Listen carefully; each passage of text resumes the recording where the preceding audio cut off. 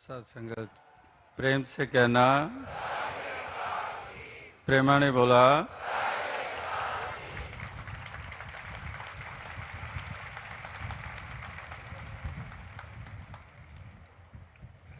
सत्संगत, ऐसा सुंदर नज़ारा बहुत दुर्लभ हुआ करता है।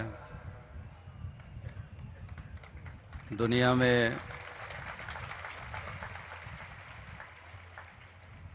इंसान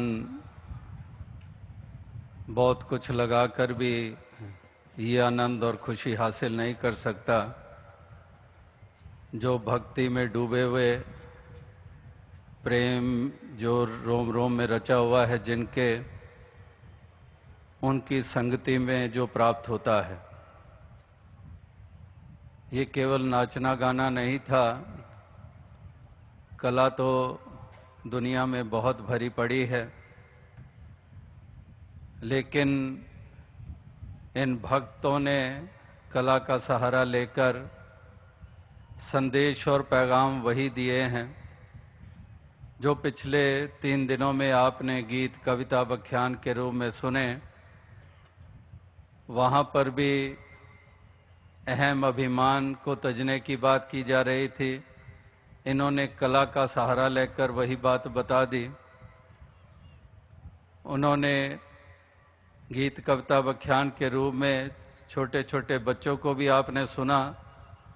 कल भी आपने सुना, शायद उसका कद 2.5 फुट भी नहीं होगा, और उस बच्चे ने मराठी भाषा में क्या, हिंदी भाषा में क्या, धारा प्रवाह इस कदर ये संदेश उत्तम दिया। तो बुजुर्ग हो या जवान हो, बहनों का रूप हो या भाइयों का रूप हो, तो वो जो गीत कविता व्याख्यान के रूप में संदेश दिए गए, तो अभी ये कलाकारों ने, इन भक्तों ने कला का सहारा लेकर तमाम वो संदेश दिए हैं जिसकी ज़रूरत है हर इंसान को, हर मानव को। इंसान का जो म्यार गिरता चला जा रहा है, उसको संभालने के लिए और उसको ऊंचाइयां प्रदान करने के लिए गुरु पीर पैगंबरों की जो शिक्षाएं हैं, उन शिक्षाओं को अपनाकर चलना बहुत लाजिम है। ना नारों से, ना बहुत बातों से ये कहीं पर इंसान का म्यार ऊंचा हो सकता है। ये तो कर्म भूमि है, कर्म के क्षेत्र में रहना होगा। जो वचन सुने जाते हैं, दोहराए जाते हैं, महापुरुषों की वाणी, तो उनको क्रियात्मक रूप देना होगा अपने ही जीवन के द्वारा, अपने ही व्यवहार के द्वारा। और इस प्रकार से यही जतन भक्त महापुरुष करते हैं कि किसी तरीके से भी ये बात ये दिलो दिमाग में बस जाए। तो इन भक्तों ने, इन नौजवानों ने, बच्चों ने कला का सहारा लिया इसी एक अहम संदेश को मनों में स्थापित करने के लिए। और ये पेशकश भी आपने देखी कि कितने सुंदर ढंग से ये तमाम पेशकश हुई है। एक एक जो आइटम जिसको हम कह रहे हैं, एक एक पेशकश जो है वाकई ही बहुत सुंदर ढंग से निभाई गई है। और सभी साथ संगत जहाँ खुशी प्राप्त कर रही थी, वहाँ पर साथ संगत की आशीर्वाद भी इन तमाम भक्त कलाकारों को प्राप्त हो रही है। ये जो सिलसिला अरसे से चल रहा है, जैसे कल भी जिक्र हुआ कि ऋषि व्यास जी जो लगातार मुंबई में, क्या महाराष्ट्र में, जिन्होंने ये सच का पैगाम पहुंचाया, और उनकी जीवन संगनी माता कांता जी पिछले कितने बरसों से जिम्मेदारी को संभाले हुए हैं। इतनी उम्र होने के बावजूद भी फिर भी ये अपनी इन जिम्मेदारियों को तमाम बच्चों को साथ लेकर चल रहे हैं। जो सहयोगी, जो बाजू बनकर माता कांता जी के ये तमाम सेवाएं कर रहे हैं। ये इतना विशाल समागम का आयोजन हुआ है, तो ये तमाम ऐसे सहयोग की भावना सहयोग लेने की और सहयोग देने की भावना, जिसके कारण ये एक सुंदर रूप सभी को देखने को मिला है। और आप तमाम साथ संगत उत्साह के साथ यहाँ पर पहुँचे हैं और ये पिछले 4 रोज़ किस कदर बीत गए। और जैसे वो शेरदास अक्सर कहता है दिल्ली के समागम में भी कि ये दिन जो आया, ये इतने दिन जो बीते अभी 4 दिन, तो ये कितना मुख्तसर कि ये इतना मुख्तसर समय हो गया कि दिन गिने जाते थे जिस दिन के लिए, कि दिन गिने जाते थे जिस दिन के लिए, और ये समा इतना मुख्तसर लगा कि जैसे पलक झपकते ही ये समा बीत भी गया। तो इस प्रकार से वाकई ही जिनके मन में आनंद और खुशी होती है तो समय यूं ही बीतता है, लेकिन जो बोझ उठाए फिरते हैं मन में, उनके लिए तो एक पल भी सालों के बराबर हो जाता है। तो इस कदर भक्त यही चाहते हैं कि सभी के मन में आनंद हो, इस परमात्मा निराकार इस अकाल पुरख के रंग में रंगे हों, इसका आधार लेकर जीवन के सफ़र को तय करें और तमाम भक्तों महापुरुषों की शिक्षाओं को अपनाकर चलते चले जाएं। आज भी आपने महाराष्ट्र के रंग देखे, जहाँ पर यूं तो ये सत्संग पिछले 3 दिन जो चला है, तो उसमें भी अधिकतर जो भाव रखने का मौका मिला मंच से, वो अक्सर ज़्यादा मराठी भाषा में भी आपने सुना, और भी भाषाओं को नुमाइंदगी मिली है, लेकिन अधिकतर मराठी भाषा में ही ये संदेश जो हैं ये उत्तम दिए गए। और इसी महाराष्ट्र के संतों को याद किया गया और लगातार याद किया जाता है उनकी वाणी को, चाहे वो संत तुकाराम जी हों, नामदेव जी हों, या जितने भी महापुरुष हों, उन सब के संदेश एक की तरफ ही हमारा मुख मोड़ते हैं, इस एक के साथ जुड़ने की ही प्रेरणा देते हैं। और इसलिए एकत्व का जो नारा लगातार चल रहा है, अभी भी जो ये कल्चरल रूप में जो कला का सहारा लेकर पेश किया गया, इसमें भी आपने कितने ऐसे उन आइटम्स में देखा, एकत्व का वो नारा सामने फिर से लाया गया। तो वाकई ही एक का ही बोलबाला भक्तों के लिए हमेशा से रहा है, और इसीलिए ये इस एक के हो जाते हैं, इस एक को आधार बना लेते हैं, और इस एक का ही वासा घट घट में कण कण में ये देखते हैं, और इसीलिए हर किसी के लिए शुभकामनाएं मन में रखते हैं। तो दास ज़्यादा शब्दों का सहारा नहीं लेगा, समय काफ़ी अधिक हो चुका है, तो यही शुभकामना अरदास करेगा कि दातार कृपा करें, जहाँ पर ज्ञान की ज्योत आपके मनों में जगी रहे, इस रोशनी से पूरे तरह से लाभ उठाएं।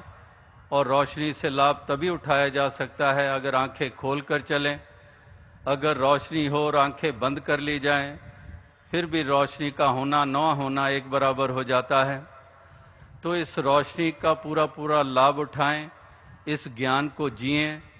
ज्ञान कोई वर्णन करने की कोई चीज़ नहीं, ज्ञान कोई अलमारी में रखने वाली कोई दौलत नहीं, इस ज्ञान को जीना होता है। और ज्ञान को जो जी लेते हैं, उनके मन में हमेशा विशालता रहेगी, उनके मन में सद्भाव होंगे, प्रेम होगा, निम्रता का भाव होगा, दास भावना होगी। वो कभी भी किसी का बुरा सोचेंगे नहीं, ना करेंगे। वो कभी भी किसी के प्रति घृणा और नफरत का भाव नहीं रखेंगे। वो गुरसिख को गुरसिख जानकर वो हर गुरसिख के आगे नतमस्तक होंगे। इस प्रकार से जैसे अवतार बाणी के बचन के गुरसिख नू जा गुरसिख मिलदे, वेख के चाह चढ़ जाते ने, एक दूजे दे पैरां उत्ते न्यों न्यों शीस झुकाते ने। तो इस प्रकार से गुरसिख गुरसिख का आदर सत्कार करता रहे, इसमें ही उसका खुद का सत्कार है। सत्कार किसी पोजीशन के कारण नहीं होता है, कोई लियाकत के कारण नहीं होता है, कोई कला के कारण नहीं होता है। सत्कार होता ही उसका है जो अपने आप को निमाणा मानकर चलता है, जो अपने आप को दास मानकर चलता है, जो यही मानकर चलता है कि अपना किया कछु ना होए, करे राम होए है सोए, कि वाकई ही ये दातार प्रभु की ही कृपा है, मैं कुछ नहीं हूँ। और इस प्रकार से आप मिटाकर ये औरों का सत्कार करता है। और कल भी महापुरुषों ने मिसाल दी और अरसे से वो मिसाल दी जाती है कि जो अहम करते हैं, बड़े बड़े वृक्ष, हवा चलती है तो वो टूट कर गिर जाते हैं, जड़ों से ही उखड़ जाते हैं। लेकिन एक नन्ही सी घास, वो जितनी मर्जी तेज आंधी तूफान हो, वो घास वैसी की वैसी कायम रहती है, क्योंकि वो ज़मीन के साथ लगी हुई है, विनम्र है। और एक वृक्ष जो सोचता है कि मैं बहुत ऊंचा हूँ, वो हवाओं से किस कदर गिर जाता है। इसी प्रकार से महापुरुषों ने कहा है कि महापुरे झाड़े जाति तेते लवाले वाचती। इस प्रकार से जो बड़े बड़े झाड़ होते हैं वो किस कदर गिर जाते हैं, और जो इस कदर अदने बने रहते हैं वो वाकई ऊंचाइयों को प्राप्त कर लेते हैं। वो वास्ते ही कायम रहते हैं, वो बरकरार रहते हैं। जीवन में इस कदर जीवन जी जाते हैं कि जब ये शरीर का नाता टूटता है, उनका म्यार ऊंचे का ऊंचा रहता है। जैसे वो पंजाबी में आपने कई साल पहले जो कविता का एक कवि दरबार का एक, जैसे यहाँ पर भी कवि दरबार की समस्या दी गई, जो टॉपिक दिया गया उसको बाखूबी निभाया गया। तो कई साल पहले ये भी एक विषय रखा गया था पंजाबी में कि जिन्हां दा कर्म जिंदा है कदे वो मर नहीं सकते, कि वाकई जिनका कर्म जिंदा है, इस प्रकार से जो इस रहकर एक फूल की मानंद जीते हैं, जो खुशबू देता है, जो खूबसूरती को बढ़ावा देता है, वातावरण को सुंदरता प्रदान करता है। और इस कदर वो फूल ऐसा आंखों से ओझल भी हो गया, लेकिन उसकी महक कायम रहती है। तो जैसे वो शायर ने भी यही कहा है, वो पंक्तियाँ आपके भी जहन में होंगे कि ये जो 2 दिनों की ज़िंदगी है, इसके बारे में कहा कि रहें तो फूलों की तरह, बिखरें तो खुशबू की तरह, कि हम रहे फूलों के समान और बिखरें तो एक महक के समान। इस कदर ये महक बांटते ही चले जाएं। दुर्गंध बहुत है इस संसार में, वैर, घृणा, ईर्ष्या, नफरत की दुर्गंध सांस नहीं लेने दे रही है। जहाँ तहाँ देखो लड़ाई झगड़े, जहाँ तहाँ देखो फसाद, लूट मार, कोई लोभ लालच में आकर, कोई जाति का नाम लेकर, कोई मज़हब का नाम लेकर, कोई प्रांतीयवाद का नारा बुलंद करके इस कदर एक दुर्गंध ही दुर्गंध फैलाए चले जा रहे हैं। लेकिन भक्त चाहते हैं कि महक हो, सुगंध हो, ताकि सभी राहत की सांस ले सकें। इसके लिए ही आप इस सत्य की तरफ जोड़ रहे हैं। इसी की बदौलत ही ये मुमकिन है। संतों की मति को धारण करके ही ये मुमकिन है कि हमारा जीवन निखर जाए, एक सुंदर जीवन हम जी पाएँ। तो आप साथ संगत लगातार सेवा सत्संग सुमिरन कर रहे हैं। ये सच का संदेश महाराष्ट्र के गांव, खेड़ों और शहरों में इस कदर पहुंचा रहे हैं, क्योंकि इसी में ही इंसान का भला है। आत्मा का कल्याण भी तभी है संभव अगर ये परमात्मा की पहचान करती है, आत्मा अपने स्वयं की पहचान करती है। तो आप साथ संगत ही लगातार इस कदर उत्साह दिखाते आ रहे हैं और लगन के साथ भक्ति को निभाते आ रहे हैं। तो अभी क्या, हर बरस जो सर पे दास के सेरा बांधा जाता है थोड़ी देर के लिए ही, तो ये भी साथ संगत इसमें खुशी प्राप्त करती है इसीलिए, वरना तो कई बरसों से दास ये बात दोहरा रहा है कि दरअसल दास का सर का ताज अगर है वो तो साथ संगत और निरंकार है। तो ये साथ संगत और निरंकार ही ये एक असली सर का ताज है, इसी की बदौलत दास का अस्तित्व है। तो इसलिए दास के मन में हमेशा साथ संगत की कदर बनी रहे, और इस प्रकार से ये जो काफिला है परोपकार का चल रहा है, इसमें योगदान होता चला जाए। तो दास जितने भी इस समागम के कार्य हुए, जो पहले दिन शोभा यात्रा के रूप में, तब भी देखा कितनी गर्मी में भी छोटे छोटे बच्चे सड़कों से गुजर रहे हैं, वननेस का नारा बुलंद कर रहे हैं। और उससे पहले भी कितने दिन मुंबई में नौजवानों ने कहीं पर शॉपिंग मॉल्स में, कहीं नुक्कड़ और वो नाटक और स्ट्रीट शोज़ करके, या फिर ह्यूमन चेन का जो इतना लंबा सिलसिला बनाया, शायद 40 किलोमीटर का, वो इसी वननेस को और प्रोमिनेंस देने के लिए। तो उस दिन ह्यूमन चेन का जब जिक्र हो रहा था, तो अक्सर चेन को हिंदी पंजाबी में चैन कहते हैं, तो कहने वाले ये भी माइक पे अनाउंस कर रहे थे कि ह्यूमन चैन। तो दास के मन में यही विचार आया कि अंग्रेज़ी में अगर चेन CHAIN चेन होता है, तो हिंदी वाले चैन को अगर रोमन में लिखें यानी कि इंग्लिश में लिखें, उसके भी स्पेलिंग यही होंगे CHAIN। तो ये जो ह्यूमन चेन की बात यानी कि मिलवर्तन, ब्रदरहुड, तो ब्रदरहुड होगा तभी चैन होगी। चेन, ह्यूमन चेन और चैन, ये चैन हमें तभी प्राप्त होगा, ये पीस तभी होगा। पीस में ही तो हम चैन ले सकते हैं, अगर शांति है तो चैन कहाँ ले सकते हैं। तो इसलिए ये मिलवर्तन होना बड़ा ज़रूरी है। तमाम मजहबी दीवारों को गिराकर, जाति पाति की दीवारों को गिराकर, काले गोरे का भेद मिटाकर, औरत बड़ी है या मर्द बड़ा है, इन सवालों को एक तरफ रखकर, इस प्रकार से सभी जब मिलजुल कर चलते चले जाएंगे तो अमन चैन यही तो चाहते हैं, यही तो चाहते हैं भक्तजन की अमन हो और चैन हो। तो इसी चैन को प्राप्त करने के लिए आप भी मिलकर चलते चले जाएं, और संसार भी ये मिलकर जीना सीख ले, ये जीवन जीने का सलीका सीख ले। 4 दिनों की ज़िंदगी है, फिर पता नहीं इंसान का नामो निशान भी मिट जाता है। तो ये 4 दिन ही इंसान लड़ते झगड़ते मिटा देता है। वही शेर अंत में कहते हुए दास इजाज़त चाहेगा कि एक उम्र भी कम है मोहब्बत के लिए, लोग वक्त कहाँ से निकालते हैं नफ़रत के लिए। एक उम्र भी कम है मोहब्बत के लिए, चाहे कोई 100 साल का हो ले फिर भी वो कम है अगर मोहब्बत है। तो अगर मोहब्बत नहीं नफ़रत है, और लोगों के पास बहुत समय भी है और जतन भी है नफ़रत को निभाने के लिए, तो लोगों के पास नफ़रत करने के लिए पता नहीं कहाँ से समय निकल आता है।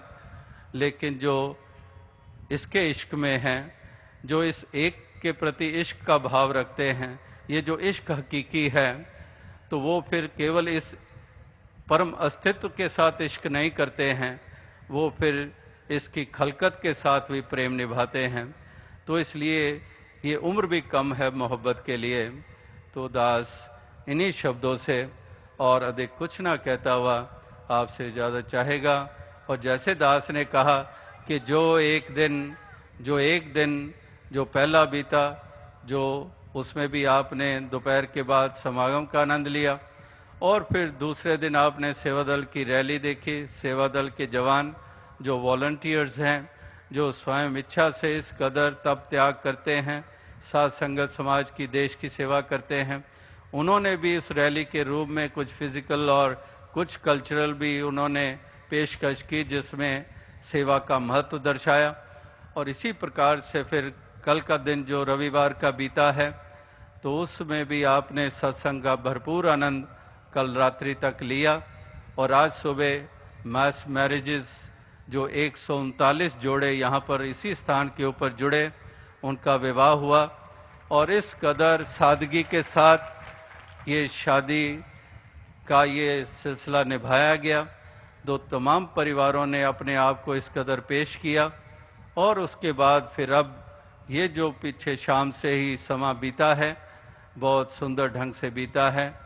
तो सभी ही, चाहे वो समागम कमेटी के रूप में हैं सदस्य या फिर किसी भी और प्रबंधक के रूप में है, तमाम सेवा दल के अधिकारी जवानों के रूप में है, या फिर तमाम साध संगत जो महाराष्ट्र से ही नहीं बल्कि नुमाइंदगी नॉर्दर्न स्टेट से भी हैं, कहीं पर सदर्न स्टेट से भी हैं, ईस्टर्न स्टेट से भी हैं, नुमाइंदगी है। और अमेरिका, कनाडा, इंग्लैंड इत्यादि से भी, मिडिल ईस्ट से भी कुछ नुमाइंदगी हुई है, लेकिन 98% कह सकते हैं सब महाराष्ट्र के ही हैं। और इस प्रकार से लगातार ये एक संदेश भी आगे पहुंचाते चले जाएं। दातार शक्ति दे, दातार सभी को सामर्थ्य दे, इस तरह से सुंदर जीवन जीते जाएं, खुशियां प्राप्त करते चले जाएं। इसी शुभकामना के साथ दास आपसे इजाज़त चाहेगा। साध संगत जी, धन्य।